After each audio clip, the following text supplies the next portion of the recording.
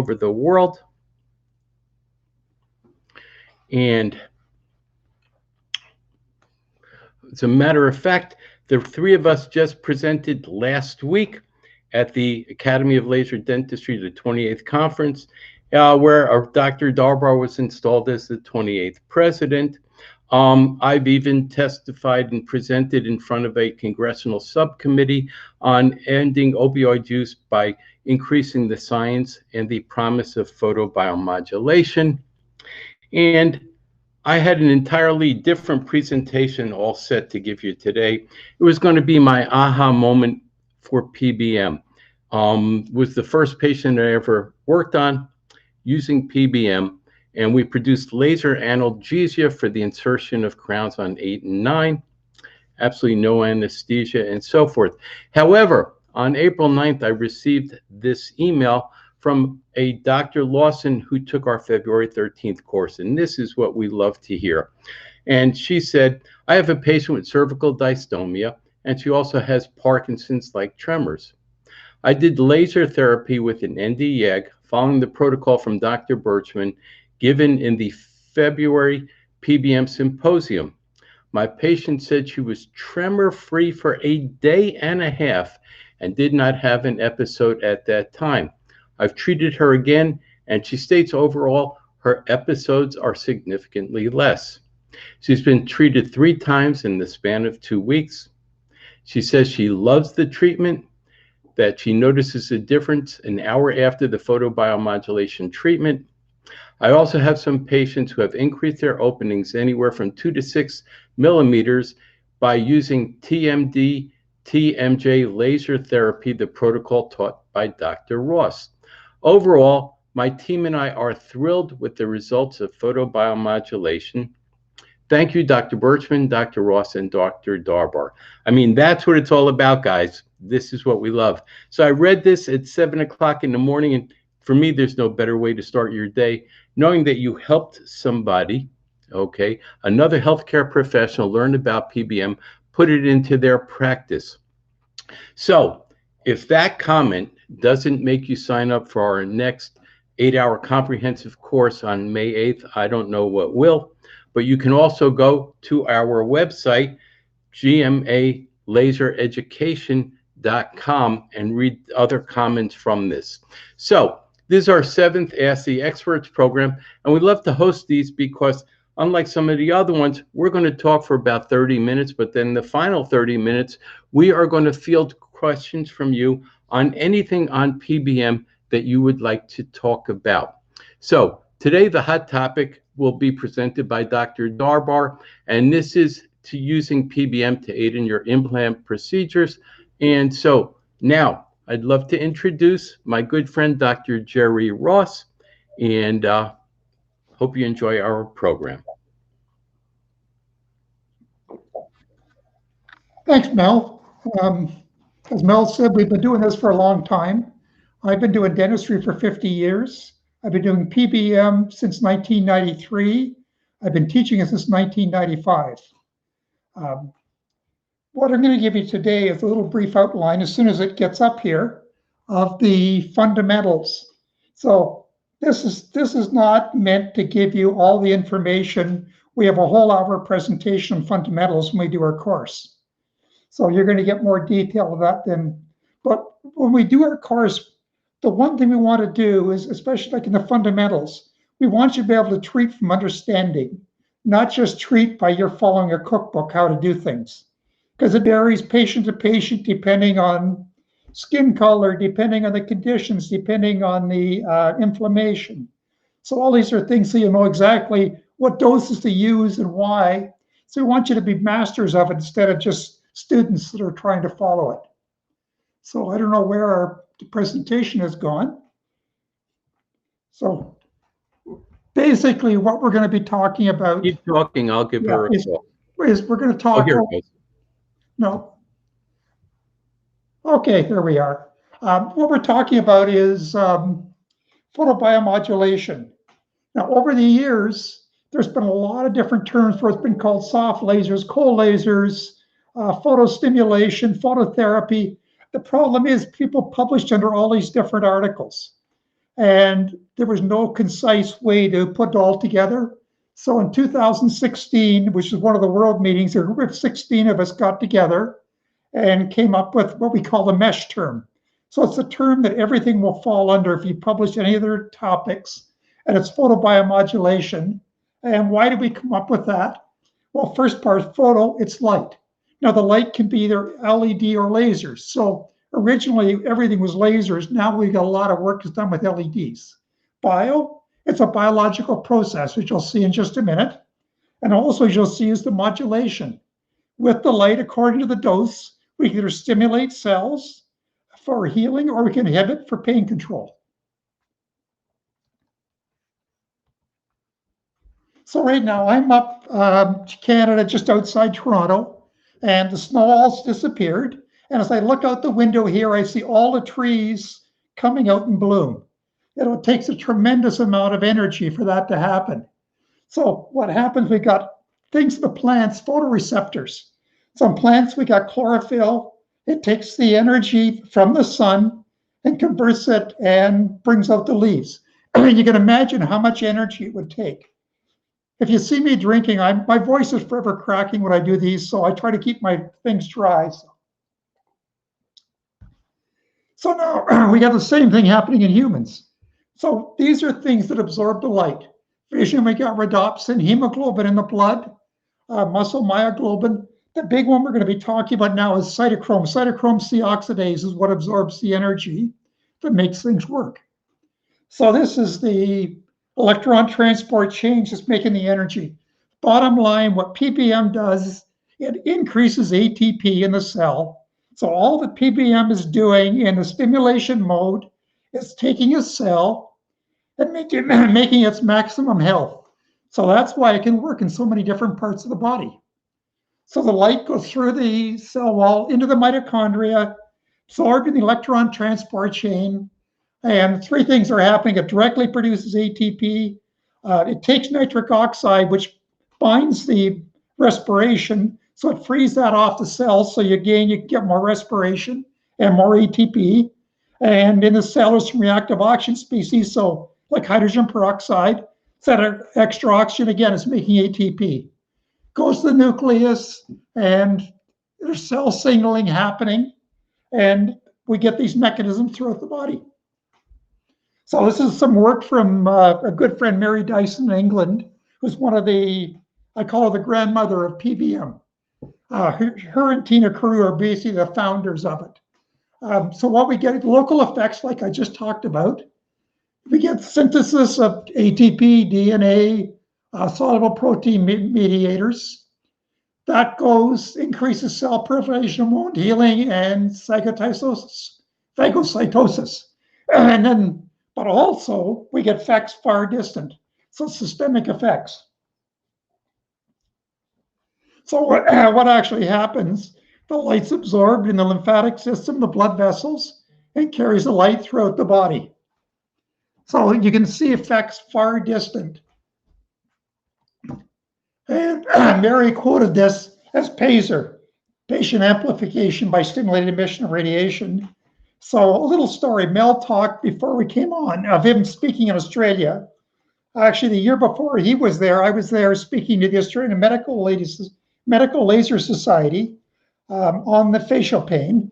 And I had spent some time with a specialist who actually ran a pain clinic down there. And it was in the, she was anesthetist, ran the pain clinic, and it was in an orthopedic hospital.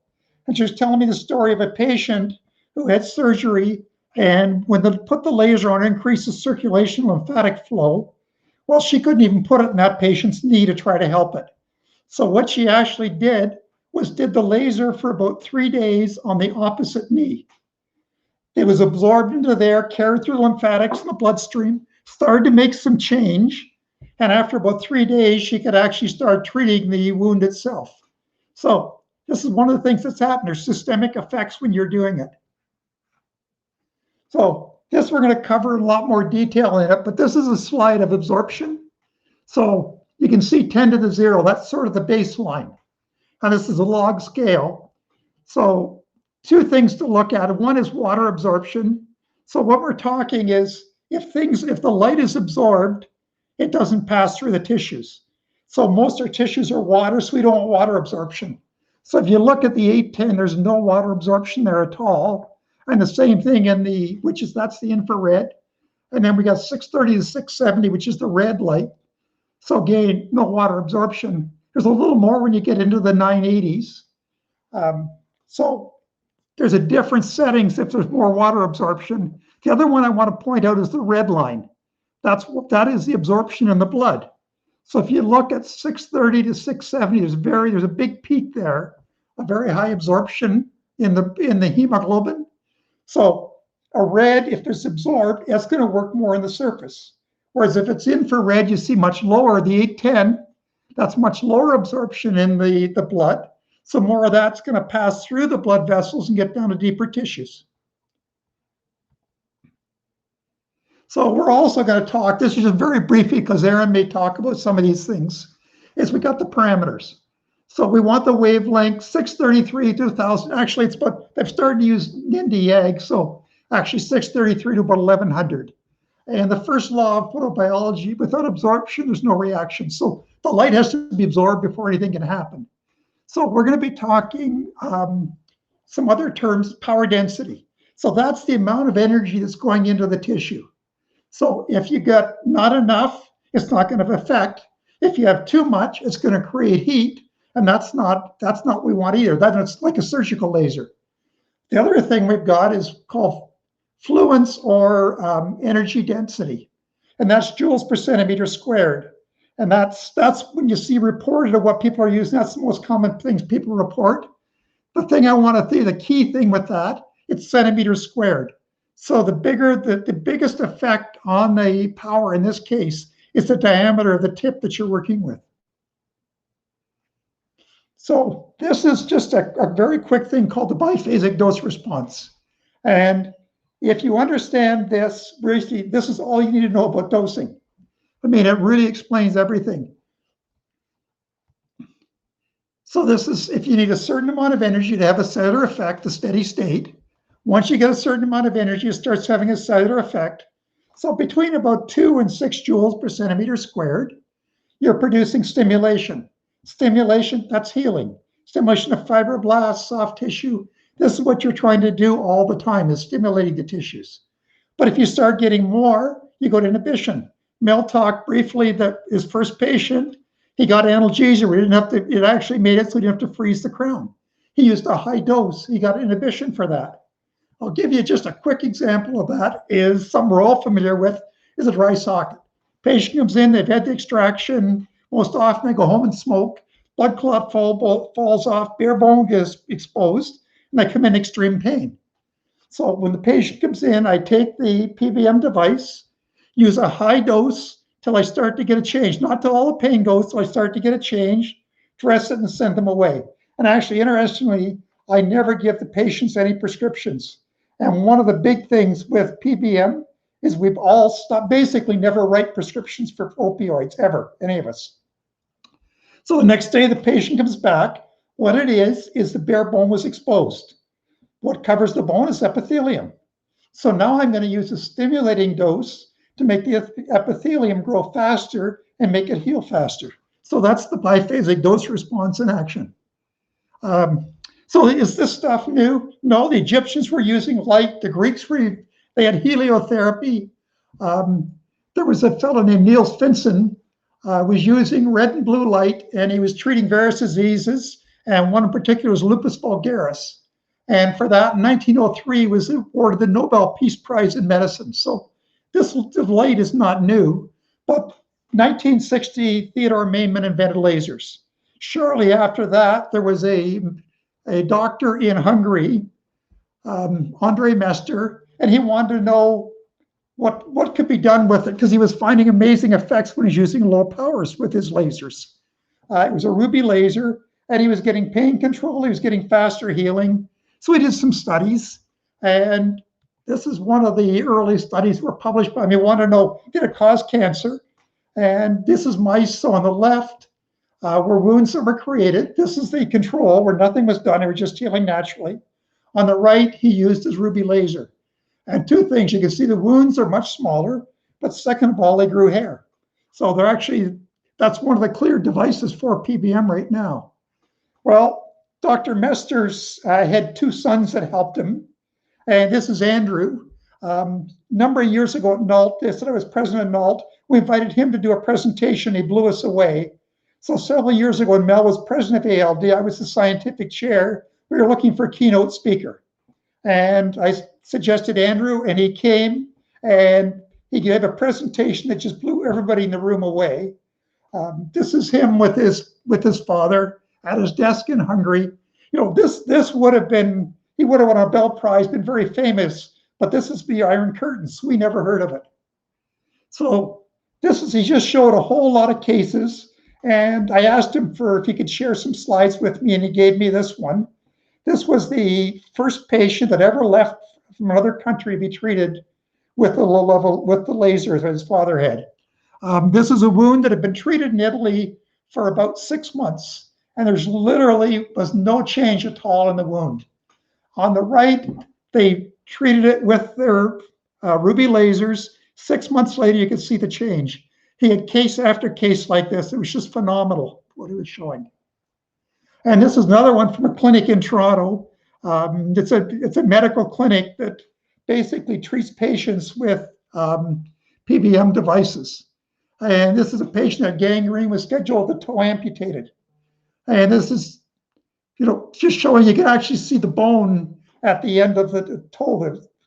And this is 6 weeks later, they got healing with it. So, and I send a lot of patients down because they treat all different medical conditions down there. So when I talked about photobiomodulation, I said it could either be a laser or it could be an LED. What's the difference? The big difference is the laser is a little more coherent, so it's going to penetrate a little deeper. All the energy is in phase, so it's a more efficient energy. The other thing, LEDs have a little more divergence. Well, where I use LEDs a lot are in some of the big muscles. So the divergence allows me to have the lights. It's a whole series of LEDs. So it covers all the different areas, and I can cover all the muscle and all the trigger points that way. But there have been arguments back and forth. You can imagine I go to the meetings, all the researchers say one is better than the other, blah. But basically, once the light hits the cell doesn't know where the light came from. Then it has the effects. The big response is probably dependent on the wavelength it uses, I showed, and the dose, the power that's going in there, the right dose to do it. And one of the things you're going to hear in our course a lot about is the lymphatic system, which is so important. Mary was talking about the circulatory system. A lot of the secondary effects that are happen because of the lymphatic system. So it's just using stimulation dose. It's a venule, an arteriole, and a lymphatic vessel. You can see with that dose on the bottom how we increase the diameter of the vessels. So the lymphatics are basically taking away the toxic products, bringing all the white blood cells, the macrophages, everything in for the healing. And this is just a diagram of lymphatic system. Through the face, there's a lot of up and around the masseter area. A lot of those I cover with my clusters. Submandibular is one of the ones that we're going to talk a lot about. But I would say one single thing that made the biggest change in my treatment was when I added the lymphatic system to it. So that's our fundamentals presentation. And now I'm going to bring on Aaron, who's going to do our little keynote talk. So from London, England, or near London, England, here's Aaron. Hi everybody, I'm Aaron Darbar. I practice in a small village, a small town, market town, about 50 miles north of London. We've been using lasers in our practice for a long time.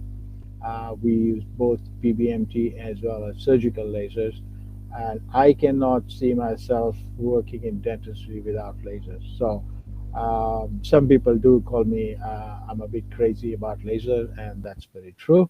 I am. So today I'm going to talk about implants, but I do want to make a little disclosure. This is a basic version of what can be done. There are lots of different angles to it, and I think as we go along, we can implement a lot of material for implants depending on actual situation with the implant situation.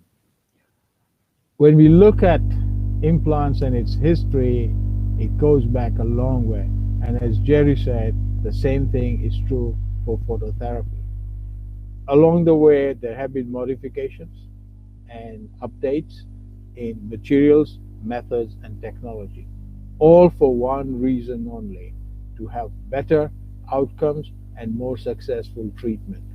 So, how can we use lasers along what we do normally? So, remember, this is all laser assisted. Even the PBM side of it is laser assisted and light assisted, to be very honest. Um, so, how can we put it together? We can use preconditioning, we can look at disinfection and look at hard and soft tissue management. We can look at what do we do after we place the implants. We can manage that with PBMT and follow it with the healing process for regeneration and manage the grafting complications. And we all know sometimes we do get them. We can have exposed membranes, and sometimes we do have situations that we need to uncover the implants, so we can use our surgical lasers to uncover the implants as well as look at soft tissue recontouring. So basically, it all starts with one angle, and that is treatment of the socket. We have lost the tooth. There could be several reasons for it. And at the end of the day, if you're going to place an implant, we need to manage the site. And what better way than to manage it with PBMT? It doesn't matter whether you're going to put an immediate implant, or is it going to be delayed later on after grafting, or you're not going to put anything, just leave it as a socket and then go back into it later on. It depends on circumstances. But the big thing is we need to manage this socket. If we use PBMT and organize the clot, create the fibrin clot on top of the extraction site, we actually accelerate the whole healing process, and it comes with a lot of added bonuses. We also, if you look at literature review, this is one on PBM on bone healing for the management of socket preservation. It's about light reacting with the osteoblasts. Red and infrared light have key effect on the cellular pathways, as Jerry's just gone through the whole list of things, and we can put all those things together. And this literature review actually concluded when irradiated with the right appropriate parameters, PBM could improve osteoproliferation and osteoinduction for socket preservation in healthy and sick animal and human subjects, as well as in presence of or not of allograft or biomaterial. So that's a wide, and this is a big literature review, and they came up with a lot of little observations.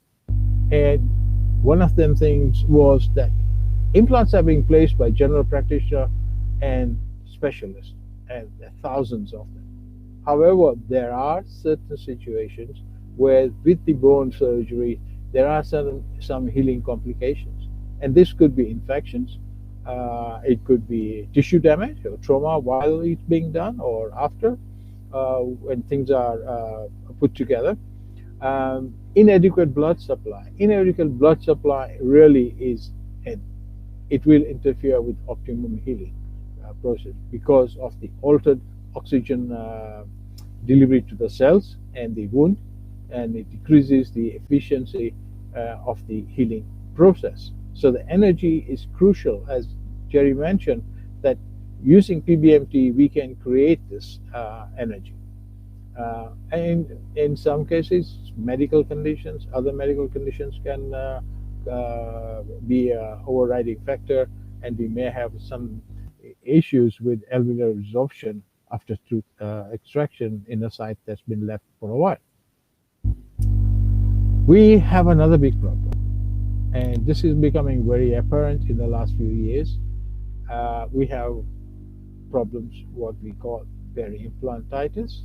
We could have it delayed for a few months to a few years. There's a lot of data coming across that it's more widespread than we think it is, and some indicate it could be up to 20%.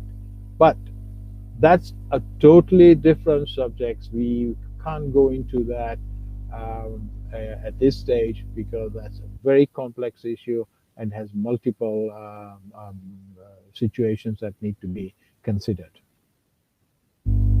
So PBN graft, will it work? There's another systemic review.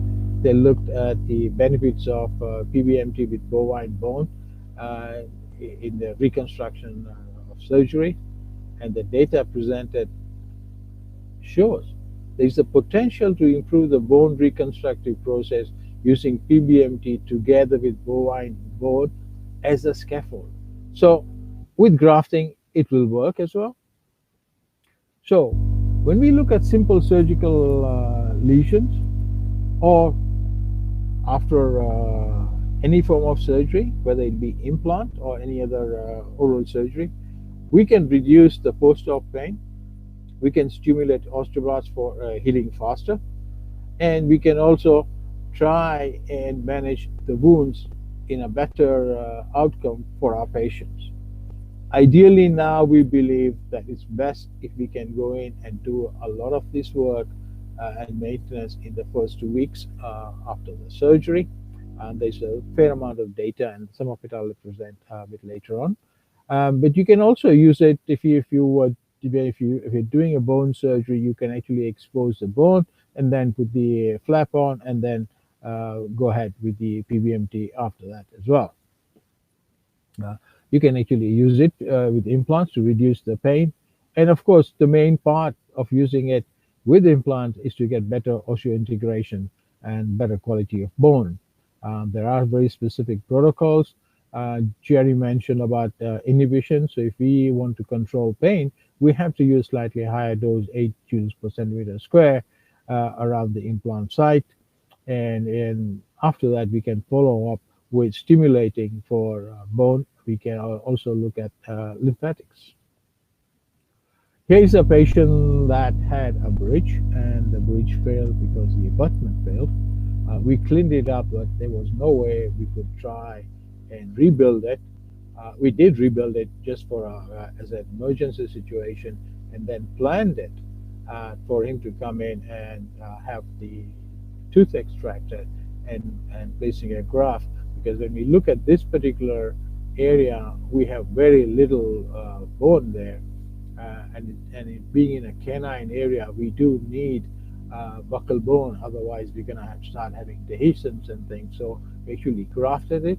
This is a week later, and you can still see the stitches are still floating around. And this is how we treat implant sites. We use it on the buccal, we use it on the lingual, and I use it on the occlusal if I can get to it. If I don't get to it, this is that when we were actually removing that whatever was left of the bits of the suture, and that's what it looked like. So we don't take the bridges out all the time, but this was at this particular time I needed to do that to remove the suture, so we did that. And then he came in 3 months later to have the implant placed in. This is 4 days post-op after the implant, and you can see it's fine. The stitches, of course, will resolve in time, and that's 3 weeks post-op. Okay. Now, there is one thing that I must say about cases like this. When we do PBMT after implants, we had definitely less pain and less swelling. We don't get a lot of bruising unless it's a multiple situation, and some patients are prone to bruising. But then I would treat the bruising as well afterwards. But the most of them, I don't use any heavy-duty medications like opioids. I will ask them to take paracetamol if they need it, and in most cases, they will take it for a day or two, depending on their tolerance, and they're fine after that. Okay.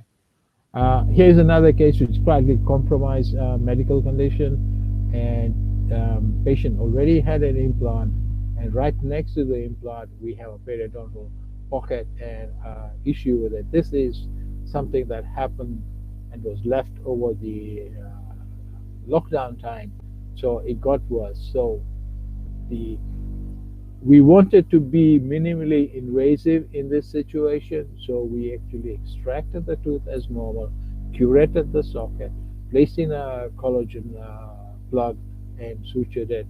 And this is the patient 4 days later. And the same patient here, 3 days later, placed the implant 4 days after implant surgery, and that's 3 weeks. Now, there are certain kind of things that we do on a regular basis to collect the data and see how things are going. So we do. Now we have changed the protocols in the last few months. We are actually now looking at treating these cases pretty fast within the first 2 weeks. The problem is actually be having compliance from patients to come back that often in the same week. So, just to give you a rough idea, PBM implants, we use the lymphatic, we stimulate the lymphatics to reduce the swelling and some of the pain that goes with it. We will actually use 8 joules as inhibitory load on the first appointment to reduce the pain. Then we will call them back and then start stimulating for bone and tissue healing. And if we need, we can organize it within a week. I have used it with cases where I've done once a week for 4 weeks, purely because that's how the patients can come in. Some patients can't come in exactly when you want, but there is definitely a better result that we noticed, and the patients find it a lot more comfortable as well. Okay, this is one of it's an animal study, and the idea was to look at would using PBMT just once make a difference to the outcome. So they used 11 joules per centimeter square at 2 application points with a 808 diode laser, just the once. And here is what they say. It is suggested that a single session of irradiation with PBMT was beneficial to improve the bone implant interface strength, contributing to osseointegration process. Now, so even if we can't get to it, we can use it. It's great for our patients, and so we use it all the time. Here's a situation, a slightly complex situation with bone grafting and a few issues. This particular patient had absorption and a fractured tooth. So we extracted the teeth and grafted and placed the implants, everything in one go. I don't place the implants, but I have a periodontist who does that, but I assist and also work on the PBMT. So we precondition pain management and maintenance. The maintenance was at 6 joules once a week for 4 weeks, and we always use it on the lymphatic and stimulate lymphatics virtually every time. And this is what the tissues look within that month. And one of the situations that we come across that sometimes when we place the implants, we know that sometimes they're not that stable. So what happens? Can we do anything about it? Here, okay, this is another animal study where they looked at the torque removal values of implants with poor initial stability. And they found was in this randomized control study, they used 2 groups of mice, and then they actually had them subdivided into days when they were euthanized, 15, 30 days, and 45 days. And what they found was there was a significant increase in the removal torque value for the laser irradiated implants at 15 and 30 days. And then the conclusion was that low-level therapy promoted the osseointegration of implants with poor initial stability, particularly in the initial stages of healing. And that's crucial now that we know a lot of studies coming up with the first 2 weeks are crucial in the way the cells react to the healing process. This is a study where they actually use a high-intensity laser and then followed by PBMT. They use a carbon dioxide laser, and then again, this is another animal study. And then they followed the next day with a diode laser, and then they were really looking at how the time factor, was there any difference, and they found that after the tooth extraction, the healing was faster. It preserved the alveolar crest. That's the key to the whole point, that if we can preserve all this material that's there, that we don't lose it, we can have much better outcome. And so it again forms a solid role in socket preservation. A case, quite a complex case, where we did grafting. We took some bone graft, a block graft from the chin, and placed it on the maxillary section. And of course, this is different.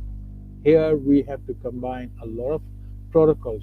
So it's pre-conditioning immediately after the surgery, and this guy was seen virtually every second day for a couple of weeks. And then the funny thing about this guy was that on the third day he was back to work. I thought he would probably take time out, but he was back to work, and it worked out pretty good for him. And for us, we were able to finish this reasonably well. We had a few little issues because we did you lose a little bit of bone, because he kind of was busy with work and didn't come back when he was supposed to come back. So we had to see, if you look very carefully here, we had to use some ceramic porcelain to get the aesthetic effect. So when we have complex cases, it's possible to put everything together, start with preconditioning, pain management, stimulate the lymphatics, and stimulate the healing of the hard and soft tissue. If possible, do it in the first couple of weeks, and then maintain it with regular recalls, and hopefully you will see some better outcomes. And the patients do appreciate what you do for them, and they will see the difference. I see the difference that I have seen a patient that had extraction, just a regular extraction. About 2 weeks after, she still had some issues, and my patients after 2 weeks are nearly without any pain, even with implant placement. So I hope to see you guys on the 8th of May. So keep on using lasers, keep on using your light, and look forward to seeing you, and look forward to all the friends in the world everywhere. Thank you. Thank you, Arun, and thank you and Jerry, and thank you both for wonderful presentations. And so now we're going to be dealing with the questions that we have come up. So first one is from Lindsay, and it is, what states can dental hygienists perform laser therapy? Well, first off, Lindsay, always check with your state board. That is the best way to be 100% sure. But now also you're talking laser therapy, and that involves a whole spectrum. Are you talking about a surgical laser? Are you talking about a PBM laser? And also, that is one of the advantages of PBM now being done with LEDs, which makes it a far wider scope for hygienists to use. But as we said, and this is for dentists too, we always tell all the people in our courses, make sure to check with your society to make sure that doing these techniques are within the scope of them. Okay, next question is from Kelly, and she asks, can PBM be used for asthma, and if so, how? Jerry, you want to handle that one?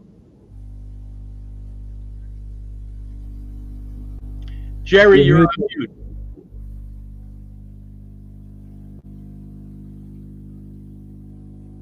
You're still on mute, Jerry. Okay, that's fine. It's something that basically I'm not an expert on. Yes, it has been, but there's been a lot of literature come out in the last couple months where they've been using PBM a lot in COVID. So it's similar to that. They're actually irradiating the chest and the lymphatic system. So yes, it can affect it. It's not something I know a lot about, but it can help it definitely. I think it also is a question of, is the asthma due to some form of very specific allergy, and then that needs to be addressed as well. Okay. Next is a comment, and this is from Dr. Delgado. Whoops, somebody just moved this so I can't see it all. Okay, PBM Masters, thank you for your effort explaining to us how this works, the physics and the biology that is improved due to correct doses of laser. Laser science is fascinating with congruent explanation of the applications. Blessings to make this possible. Well, thank you very much. We always appreciate great comments like that. And I hope that if you didn't attend our February 13th one, but you attend our March 8th one, that we make it even better for you, because instead of having an hour, you will be having 8 hours. And that is really the way to learn it. Like we said, we're going to be spending 6.5 hours just teaching clinical techniques that you can go back and start doing on Monday. Next question is from Lauren. Do you teach treatment of peri-implant mucositis or peri-implantitis? Arun. Okay. That is a very involved subject. It involves what stage it is at, and whether you're going to do surgery or open it, and then how bad it is. So it involves use of regular treatment that you would normally do, opening the flap, grafting, and cleaning of the implant surface, depending on how bad the situation is. So yes, it can be done, but I would probably be looking at it's better if you have multiple laser systems, so they can use it on the implant surface along with it. But this is a very involved subject, and I would probably leave it to the experts who do it on a daily basis. But I can always guide you regarding the PBMT post-treatment, because it's a surgical procedure. Okay. As a follow-up, let's also talk about a couple different things. And that is that you can be doing a technique for peri-implantitis, but it would still be beneficial to precondition with PBM, then do the technique that you are doing, and then post-condition with that. Because the benefits from PBM are really, really incredible. But, you know, as been said before, you're getting an increase of cell respiration, cell energy production, an increased amount of lymphatic drainage, an increased amount of blood circulation. Jerry showed you those diabetic toe pictures in there. All of these things contribute. We get an increase of osteoblasts and osteoclasts and fibroblasts. They all contribute to going ahead and getting a better healing. And when you do it preconditioned, you're also setting up an entirely different healing paradigm. You're treating before injury, and then you're treating after the injury. Next question is from Anuret. Okay, can PBMT faster the orthodontic movement? Well, Dr. Darbar's wife, Rita, happens to be an orthodontist. And Arun, can you handle this question, Okay, please? fine. Uh, in theoretical situation, yes, it does, and it also, but you have to have a rationale as to what do you mean by faster treatment. With PBMT, you get faster treatment. You had to be, there's a curve that's important. Okay, it's the to do with osteoblasts and osteoclasts. You need to get it at the right time, and you need a position and a resorption that is controlled. And so this is what you do with the PBMT modalities. Technically, yes, if you're looking at, in some cases, if you're looking at speeding up the treatment, it does. There are lots of papers that have been published that say it does. Okay, but in practice, for me, it's faster because I don't have complications afterwards. Okay, patients are a lot more comfortable, and if they are comfortable, then you can go back and tweak the ligatures or the aligners faster. But there is a curve that you have to follow. You can't be too fast because then you go into the damage side of it. You have to control that particular area, that the body needs a certain amount of time for the changes to take place. So it has to be within that window. But yes, it can be done. The other big thing with orthodontics, Aaron, is that it reduces the pain dramatically, especially in adult orthodontics. And there's tons of literature on the pain too. Yeah, and I tell you, if you treat a patient that's had uh, orthodontic wires adjusted, and they've had pain, especially in adult, and they say, "Oh my God, this is hell." Sometimes it's let them see how it feels, and the next time you treat them once, they are hooked. You don't touch your laser next time, they'll tell you, "Hey, come on, I need my magic." Okay, and it does work. I mean, we have done uh, cases where we are treating TMD cases that are problematic. We control those along with PBMT, and that's the only way we can work around those complications. But we can talk about that in details at the course. Okay, next question is from Lauren. What kind of response for COVID treatment? Jerry, you want to answer that? Okay, basically two ways. One is it's reducing the acute symptoms. There have been a number of studies on that. But the other big thing with COVID they've found is where the COVID affects is the immune system. So we were talking briefly about the lymphatic, that's the immune system. So you're hearing a lot now about the long haulers. So they're also starting to look at PBM now of treating some of the long-standing symptoms. So it's done basically the acute stage and also after COVID for those long haulers and probably to improve their symptoms. Like you can actually help it to improve the loss of taste. That's one of the things they've been working with it on. And also increasing the energy. My sister is one of those people that's a long hauler. She came down with COVID back in March, and as recently as about a month and a half ago, she was being treated because she had a neuropathy. She had a tingling in her fingers. And the treatment was really going nowhere. And we were talking one time, and I sent over the person that happened to be treating her had some lasers, but really was not, had no real ability or knowledge of what to do with them.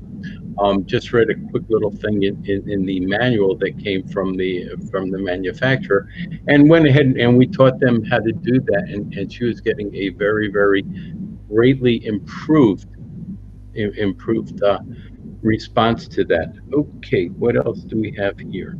Okay, so now I'm talking about early. Okay, this is from Lauren, and I am talking about early stages of peri-implantitis or peri-implant mucositis. We're seeing lots more of this. Arun, you want to go back to that, please? Right. Okay. So in a situation like that, it's very important to look at the cause side of it. Is it bacteria or is it patient management afterward? But if you have a diode laser, a surgical diode laser, you can actually do LVR kind of treatment around there. But you have to be very careful how you manage. As long as there are no threads exposed, and you can work around that. Yes. Now, once you do, you clean the area out. Okay, there are two ways of doing it. One, you can use a surgical laser, but not in surgical mode, in PBM mode. With a fiber, you go around where the implant is, and then you can actually use, if you have a different attachment as well. For like I use, I have a 8 millimeter attachment that I can actually use. Then I would use it on the patient. Yes, you can work on it. If it's bone, then you have a different issue where it becomes surgical. But you are not going to lose anything by using PBMT on initial phase. Thank you, Arun. Our next question is from Bill Greer, and he asks, I signed up for May 8th. Thank you very much. I appreciate that. I have also reached out about taking level 2 certification. I do not have a laser. Will there be a section about making an appropriate laser purchase? I hear you mentioning having several units. Well, I have several. Arun has several. Jerry has several. No, multiple. How many? Yeah, we're all talking multiples. Several is like 8 to 10 each. Right. So, but in any event, yes, there is going to be part about that. There are also going to be demonstrations from laser companies that will be on there. And yes, no problem. You know, after you take the course, feel free to ask us any questions about which ones. And the best recommendation that we always give is that for doing PBM, to get yourself a dedicated unit. Now, what we mean by that also, because there's many units out there now that come with what manufacturers calling a pain therapy handpiece. So yes, if you're going to have a surgical one that has a separate handpiece for it, yes. The best way also is just buying a separate dedicated unit, and they're not even really tremendously expensive. And that is a far better way to go than trying to use a diode or an Nd:YAG laser and using it without a tip or something of that nature. But yes, Bill, we will definitely help you with that at that time. Yeah, we will not tell you what laser to buy. We will give you what you should be looking for, what you depending on what your requirements are. So we have a section on what to look for in selection of a laser. Next question is from Casey, and Casey says, my sister has stage 4 cancer and has a lot of hip and leg bone. I guess she means cancer in the hip and the leg. I used PBM once on her, and it helped her a lot where she didn't need to take oxycodone. Can I continue using PBM weekly for months? Well, Case, the answer to that is yes, but even more involved in there is that my wife has advanced pancreatic cancer, and we will be teaching an entire part about how to treat these side effects of cancer with PBM, how to prevent oral mucositis. We'll go very much into detail with this, and we'll also teach you, okay, what spots and what protocol to use for doing this, because if you're not using the correct technique or you're not using the correct dosage, you're not going to really get the response you want. But yes, I don't remember if it was Dr. Jerry or Arun that was talking about not using pain medications. I do tons and tons. I do all my own extractions, and I don't care if it's root tips, if it is wisdom teeth, doing molar endos, doing apicoectomies, all of those, and I never ever give out opioids because I pre and I post dose. And then also, as Arun was talking about, when you're placing your implant, putting that tip right in there with an inhibitory dose and then a stimulating dose on the outside. Absolutely, and we will be teaching all of that. Next one is from Anitha. What should be selection criteria for selecting patients who can be treated with non-surgical lasers? Jerry, you want to handle that one? Okay, sure. The short answer is about 90% of your patients. But what we're going to be doing is we're basically going to be covering all the clinical applications and how you do it, where you do it, what powers you use. So in the course, like probably 2/3 of the course, or 3/4 actually, it's going to be all different clinical applications. So what we want the course to be is very, very hands-on, so you learn the things that you can walk back to your office and start using it on the Monday after our course. Thank you, Jerry. Anitha, I'm going to make the next question my question. Arun, have you ever had a patient that you could not treat with PBM? I don't know. I mean, I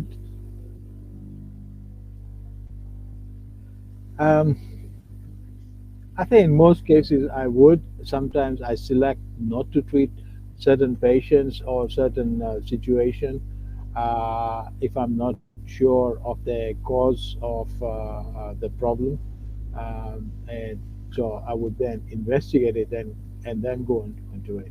But usually, most patients, yes, I would treat them. Jerry, same question to you. We're going to cover what the indications, contraindications are. The only one that I would not treat, if I see what I think might be an active cancer, I wouldn't apply the laser directly onto it. Other than that, I would treat every single patient. So clarifying that part that Jerry just stated, if you are going ahead and a patient comes in and they have lung cancer and you're treating an abscess in their mouth or an extraction or you're placing an implant, he's still going to use it there, but he's not going to do it down over on the active cancer area. Okay. Alrighty. Any other questions? So while we're waiting for other questions, as we're trying to get across, this is just an hour presentation. So we do a little bit where we're talking about it, and then we go ahead and we answer your questions. But May 8th is a totally different situation. And by the way, there are a lot of question and answer times put in there because we want to make sure that when you leave, as we keep saying, Monday comes, you're going to be able to do these treatments in your office. Now, also, one thing that we haven't mentioned yet is that for getting the standard level certification in photobiomodulation from the Academy of Laser Dentistry, it's a 3-part certification. Excuse me. First part is called Remote Learner, and that is a 6-hour online part. The next part is a part 2 hands-on part, and then the third part is their online test. Well, for those of you that are interested in that, our May 8th course fulfills the part 2 hands-on part. So if you are interested in doing that, contact the Academy of Laser Dentistry. Donna is a fabulous person to speak to, and she will fill you in and get you registered for that. And other than that, I'd like to thank you all for joining us today. Okay, next question too, I'm sorry. Do you need a laser to take the course on May 8th? No, and actually a tremendous amount of the participants do not have them. And as I said, we have probably about 4 or 5 manufacturers that will be on, and they will be demonstrating and talking about their individual lasers. And, you know, you could be a dentist, you can be a hygienist, you can be assistant. Also, and I do mean this, okay, you can be a healthcare professional because we are teaching things, be it wound healing, whether you're wound healing in the mouth or you're wound healing in the leg, whether you're treating a swelling in the mouth or an abscess in the mouth or one on the hand. So this is great for physical therapists. This is great for chiropractors as well as dentists. And as a matter of fact, the two leading professions currently for using PBM are physical therapists and chiropractors. Now, I'll add one more quick thing. In case anybody has taken the course before, or if you take this course, once you take the course once, you can take follow-up courses for free. So people that took our course in February can attend it, because each course we change a little bit. Because one of the things we finish our course, we want feedback from you, things we could do different. So we're changing each time based on what we find out. Okay, one last question I see. I treat TMD. Will photobiomodulation help them? Well, in my opening remarks, I was talking about Dr. Lawson, who took our course on February 13th and went ahead and, remember, she said, I've treated several patients and I've increased their openings by 2 to 6 millimeters. And yes, we will be going very involved on how to teach that. Dr. Roth Jerry is probably the leading clinical PBM specialist for facial and TMD pain. There's going to be a whole section on that in the course. It's a 1-hour section, and with it you'll be able to know what to buy and treat it very successfully. Because I basically, for the last 25 years, have been treating facial pain on a referral basis. Basically, I'm not a specialist, but I am in a way, because other dentists send me their failures. I get everybody else's failures, and PBM is the key of managing these people. Any more questions? I don't see. We may have reached the end of the internet this morning, or this afternoon, or this evening, wherever you happen to be. Okay. And it was nice to see people from all over the world here. It really is. Always is. We have a great course set up for you May the 8th. So hopefully you'll take a look at the link at the top of the page. You'll also be redirected to that course to register. Any closing remarks? Arun, anything you'd like to say? Yes. Once you use PBM on your patients, they will remind you the next time, if you don't remember it, that, hey, I need this, can you use it? And they really appreciate the effects and also how they feel afterwards. They are quite astonished that we can do something so simple but have quite a significant improvement in their problems. I'm going to give you a very quick closing funny situation that happened. As I said to you, I do all my own wisdom teeth extractions and so forth, and we pre and we post those. Well, Rick, who is the husband of one of my dental assistants, comes in one time, and number 1 and 16 were both bony impactions, and he didn't want to do them both at the same time. My assistant Barbara was in the first time, and she pre-dosed him and post-dosed him, came out. And when he came in for the next one, okay, his wife Donna was in the room, very experienced assistant and so forth. And, you know, I figured she just followed the protocol because she's done it a million times for me. And when he comes in the next week to get his sutures out, he says, you know, Mel, this one didn't feel as good as the last time, but I noticed you didn't laser me beforehand this time and you did last time. How come? And so, I mean, how's that for a study? So I said, you know, your wife was the one that was in there, you know, beforehand. I figured, and she definitely did it, but she did not. So it does work. Absolutely. One last question down there, which is from Sachen, which is, which one is better for PBM, 660 or 810? They are both excellent.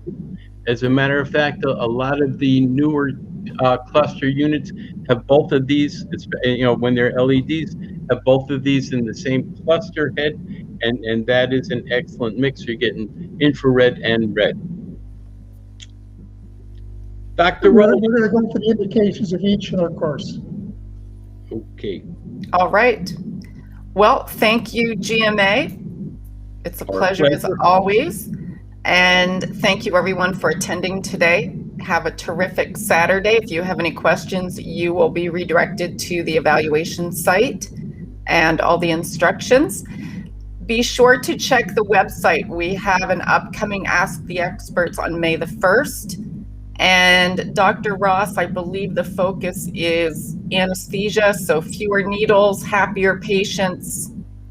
Yep. Correct? All right. Yes, it is. Okay. Well, thank you, everyone. We'll go ahead and close out now. Thanks. Thank Thank for you all. joining. Everybody. Bye. Have a great weekend.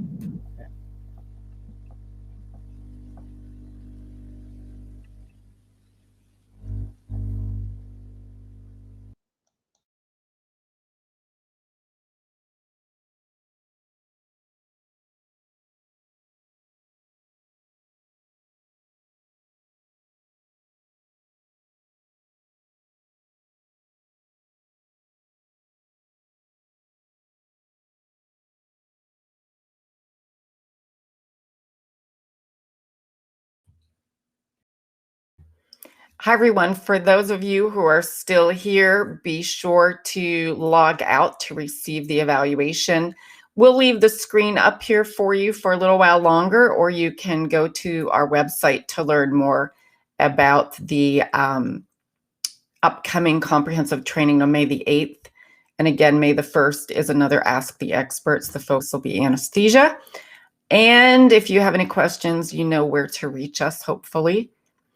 So a question here from Dr. On, how do I get CE? Just log out and you'll receive an email sent to the email that you registered here with, and we'll have all instructions for you.